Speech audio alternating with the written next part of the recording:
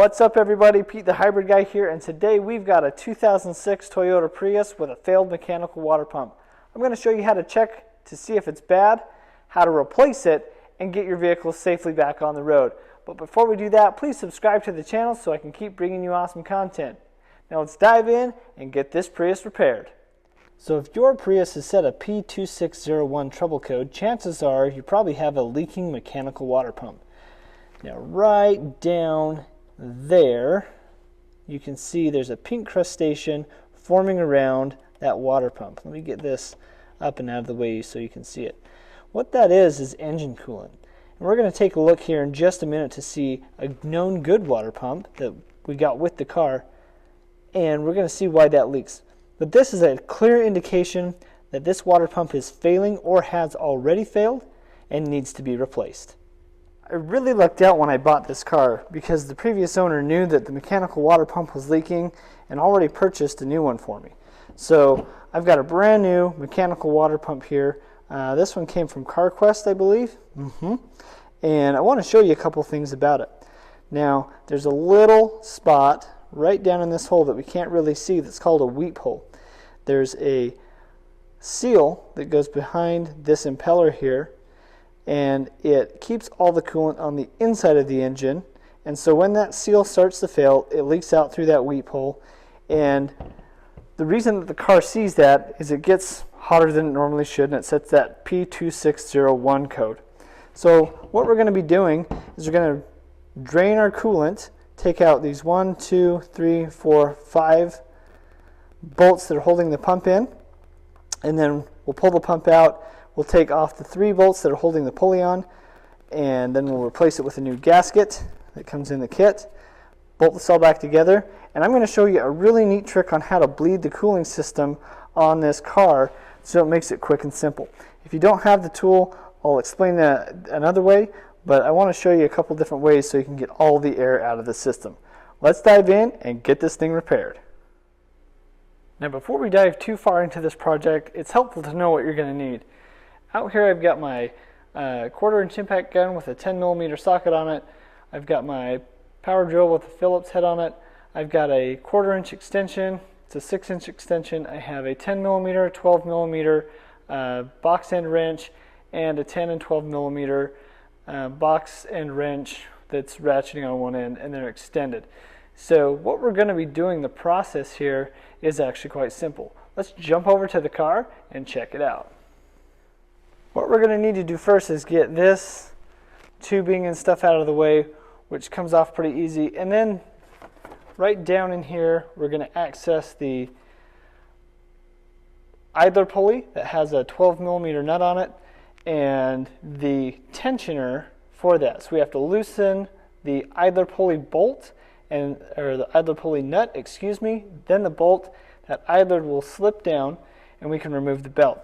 Once we do that, I'm just going to move some of these wires out of the way so I have access to it. I'm also going to take my cover off here because the radiator filler neck is right here. So I'm going to need access to all of this.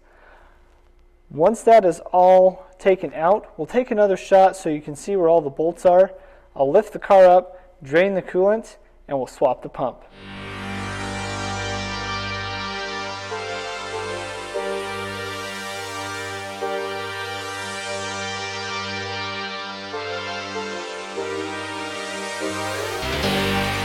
So I've got kind of everything moved out of the way. I've tucked my intake hose over here. I've tucked my wiring out of the way. I'm just trying to gain access down here as much as possible. So just move those things out of the way and set them aside. It's helpful if you have a cart to set things on. I definitely recommend that. Now we can definitely see our 12mm nut right here and then our 12mm bolt right there. So I'm going to loosen this and then back this out, and then I'm going to take this belt off. At that point, we'll stop and we'll lift the car up and drain the coolant.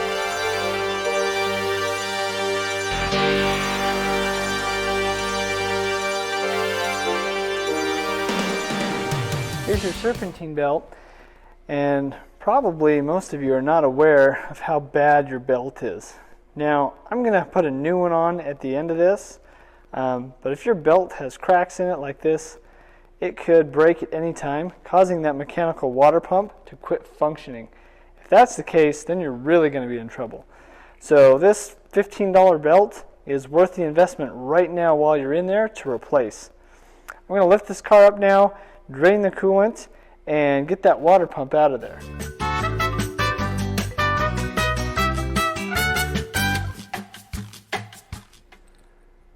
I want to give you a little helpful hint. I removed this entire idler assembly out of the way. Well, it's actually a tensioner, but I removed it completely out of the way because it only has a few minimal things. But I want to show you how it works in case you accidentally take it all the way off.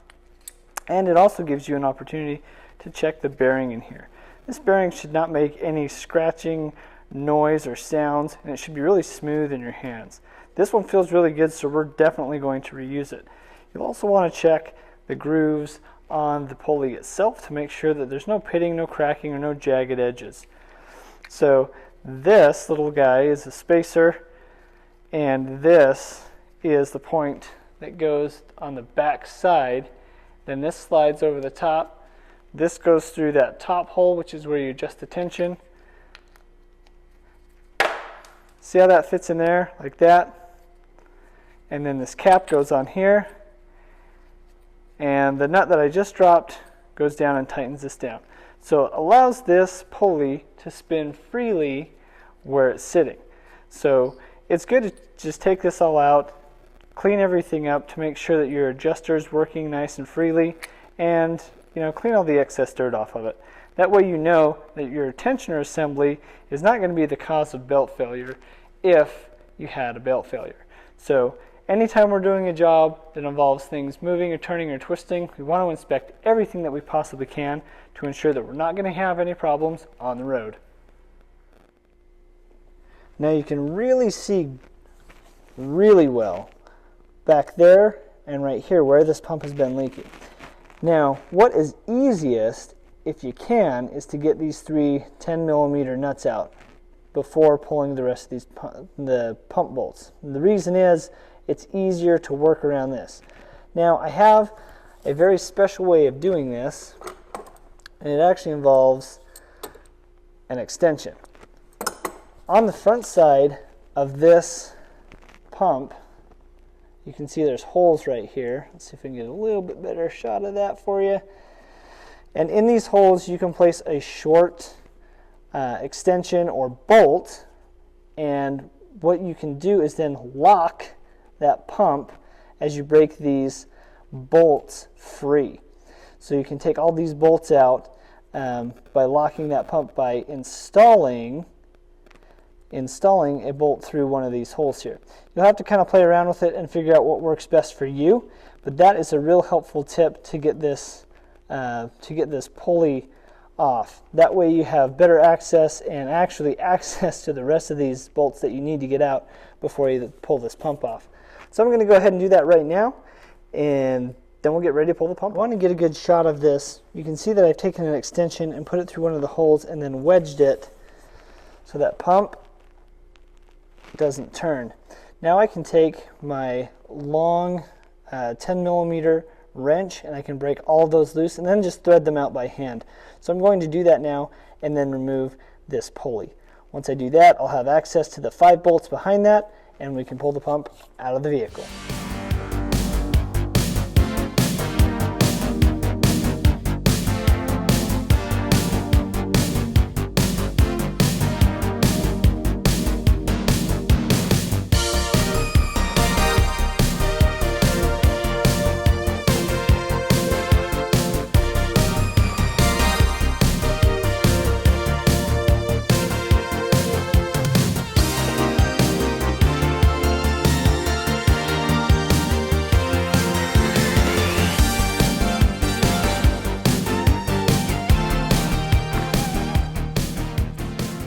So these are the 3 bolts that you're going to take out, and you can see in here that that pump has been leaking for a while.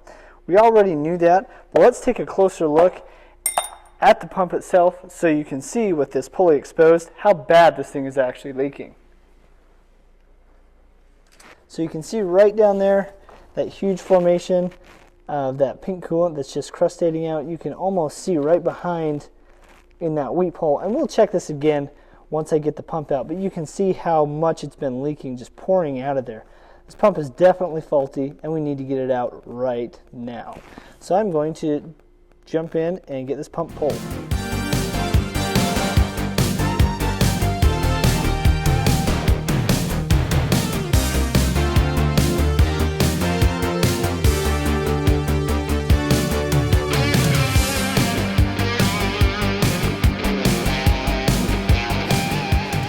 The easiest place to drain your coolant from is from that little petcock right there on the back side of the engine.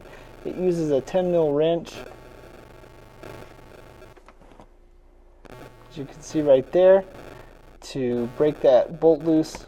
And then I just put on some used leftover medical tubing that I had laying around, and I'm draining it right into this empty 1 gallon Zerex container. If you really had to, you could use this over again. I don't suggest it. If the coolant is old, replace it. You're going to replenish all the additives and stuff that are in there. I'm going to go have some dinner now, but I'm going to check back on this.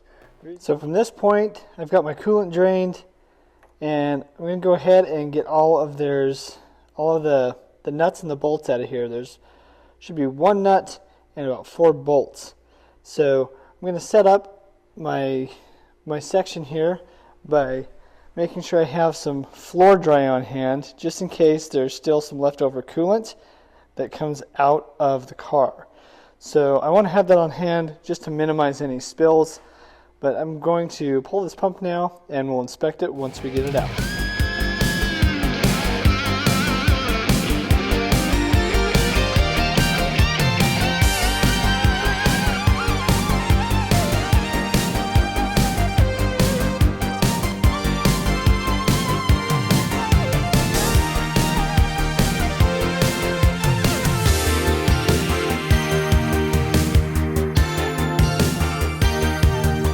Let's take a look at this pump.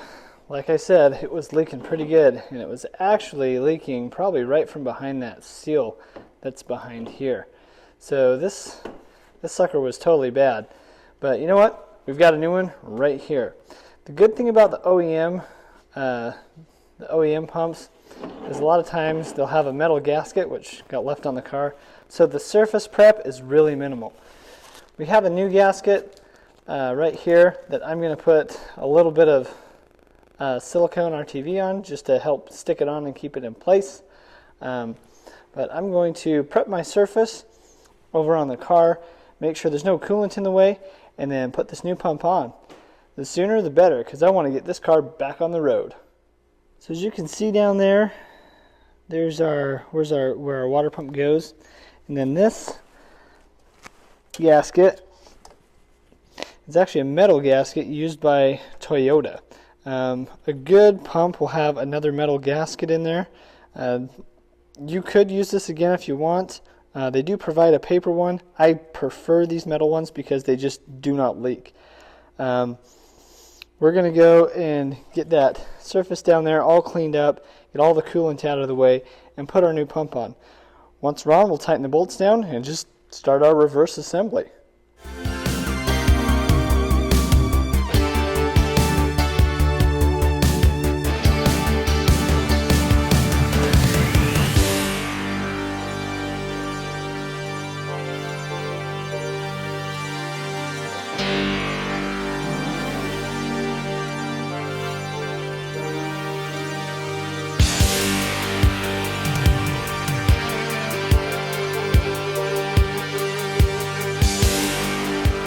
Got our new pump in, all the bolts are tightened down, the belt is good and snug.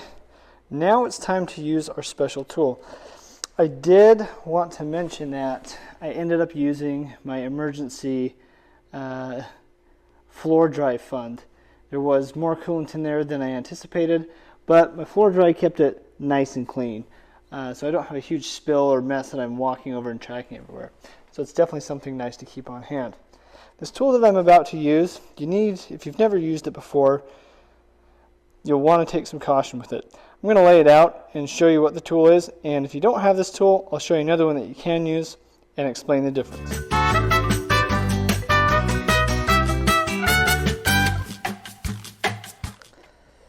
The two different tools that you see here are available to anybody.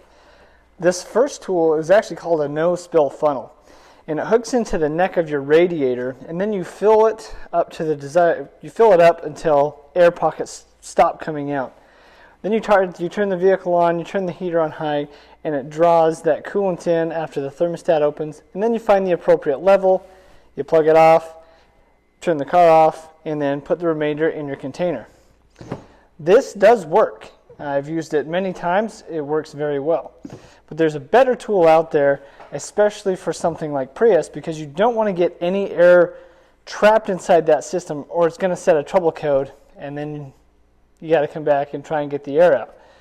This is called an Airlift, and what it does is it works on kind of a Venturi system, and it draws a vacuum in on the engine, so when you go to fill it, you don't get any air pockets in there.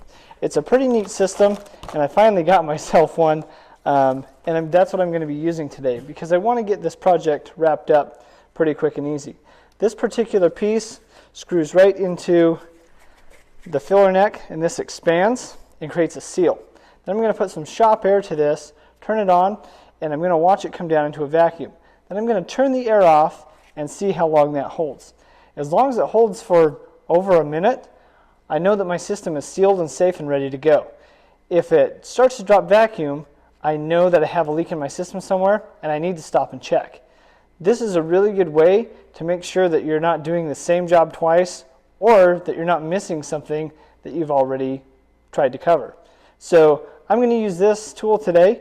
Let's get it set up and see how it works out.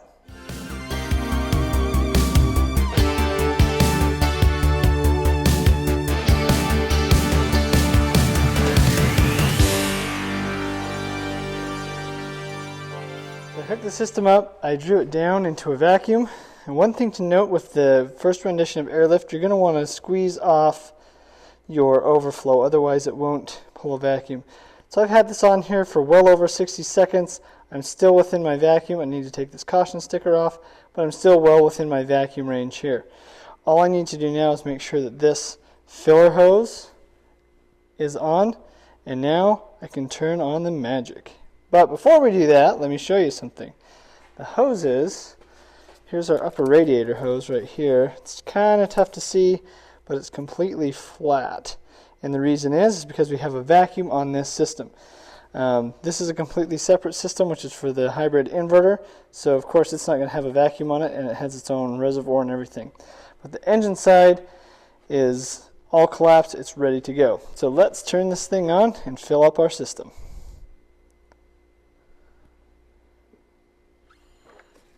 Ooh.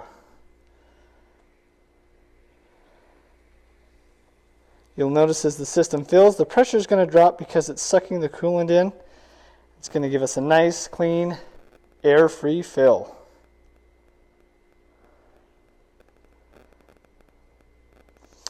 When doing this, you want to make sure that you have adequate coolant. So make sure you watch your coolant bottle, or you will get air pockets in there. So you just want to bounce back and forth between this, your pressure dropping, and what you've got left in that container.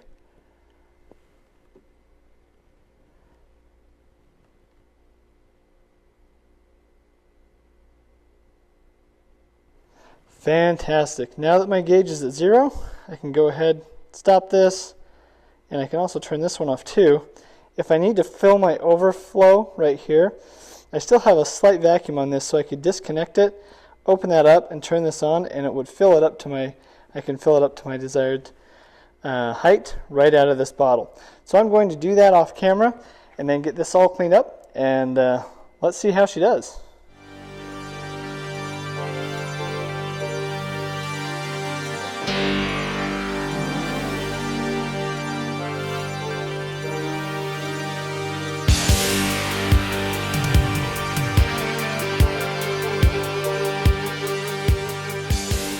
So that wraps up our water pump swap.